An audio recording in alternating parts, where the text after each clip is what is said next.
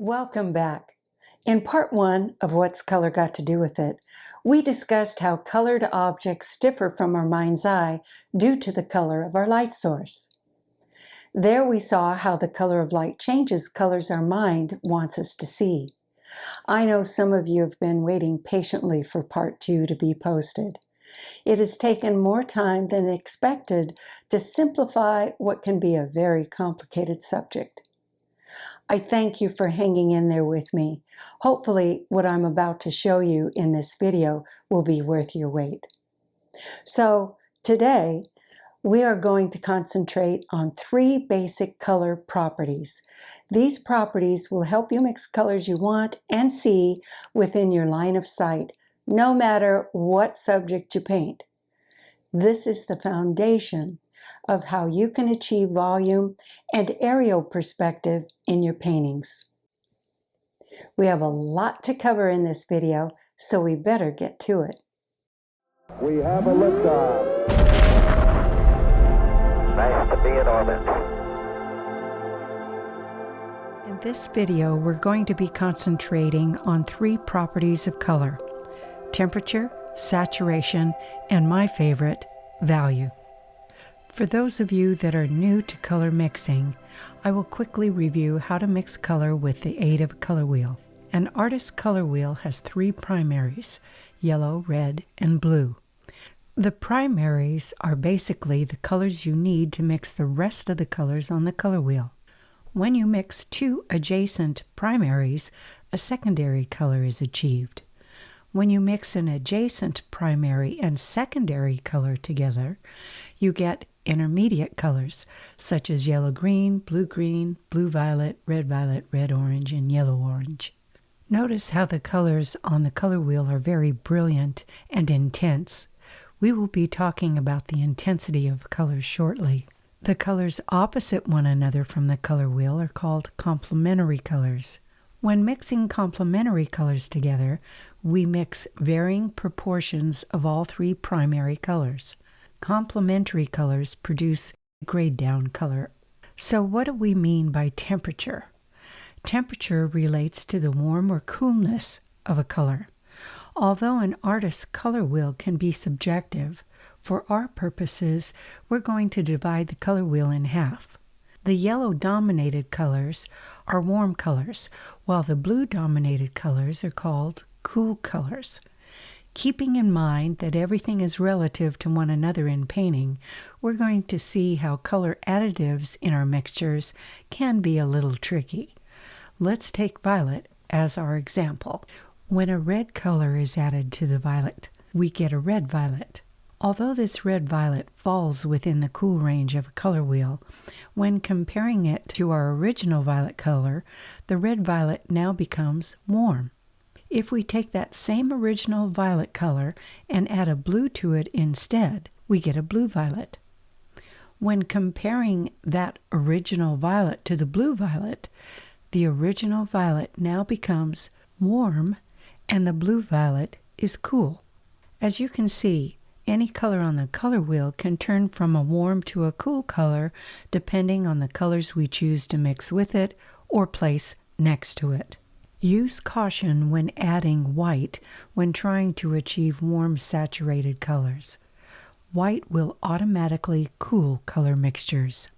In a case like this, always try to add a light, warm color back into the mix.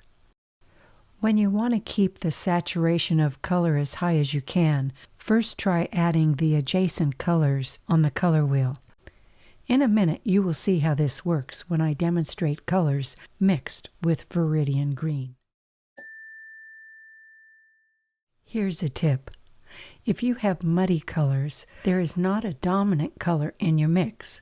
If you have chalky colors, there's too much white and not enough color in your mixtures. Now for my favorite property, value. Value is my favorite because of the power and versatility it has in painting. If you want to see other uses for value, check out my previous videos on composition and design. For today's purpose, values are the tints and shades of color. In other words, the lights and darks of a color. Shades make colors darker, while tints make colors lighter. A quick way to see a fair representation of value, although never accurate, is to take a black and white photograph of your scene or palette of colors. This will give you an idea of the value ranges of all the colors that you do see. Some paintings use different ranges of values within their paintings. This helps capture the kind and mood of the day. Now let's do a little color mixing using a dark Viridian green as our example. Laying in a strip of Viridian green, I need to lighten the green. I add white, and then add a little bit of warm yellow back into the color to get a little higher intensity in that light value while keeping the color warm. As I mix darker, warmer strips of color, my goal is to turn the color into a warm green, keeping the saturation fairly high with a gradation of different values. Note in the darker values of green that I add red instead of yellow. Red will keep the value down. There will be times when I add a little red to my lighter values of green to capture the hue that I'm after. As I add colors to each of the color keys, I'm thinking temperature, I'm thinking value, and I'm thinking saturation. Keeping those three properties in mind, I know what colors I need to add to the mixtures. Now that you have an idea of how to mix color and achieve temperature, saturation, and value in your color mixes, we are ready to apply these elements in a painting. Oh, and by the way, what you will have learned in both Part 1 and Part 2 works for portraiture and still life color mixing as well. Here's how temperature, saturation, and value work and how they fit within the dimensions of your scenes. Most well-designed paintings generally have a foreground, middle ground, and background. Some may only have a foreground and background. In the foreground, the overall temperature of colors are usually warmer in hue. You also have the highest saturation or intensity of colors within your lit and shadow shapes, and the value range is greatest from your lights to your dark shades of color. Using these properties in this manner help bring this area forward. You can actually see these effects of color in reality now that you know what to look for. In the background, and in most cases, you have cooler temperatures of colors with much less saturation. You also have the least contrast of values from your lit to your shadow colored shapes, if any. Instead, these shapes will appear to have one or maybe two colors. This is usually due to atmospheric conditions with high humidity. In the distance, lit and shadow shapes have the narrowest range of value. As you have probably guessed, for the middle ground, the overall colors are cooler than the foreground, but warmer than the background colors.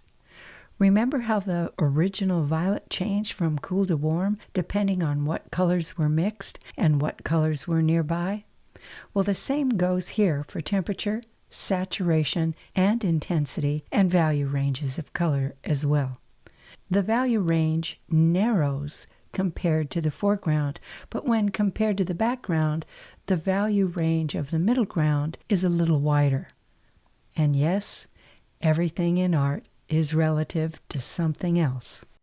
In summary, warm, saturated colors have a wider range of values within objects that you want to come forward. The cooler and less intense colors have a smaller range of value when you want areas to recede in the distance. So that's it. You now have the keys to color mixing as they pertain to depth, the color of light, and color harmony in your paintings. If you have a question, please send it to me through the comment section of anitahampton.com at the bottom of the home page. Thank you for watching, and don't forget, keep painting.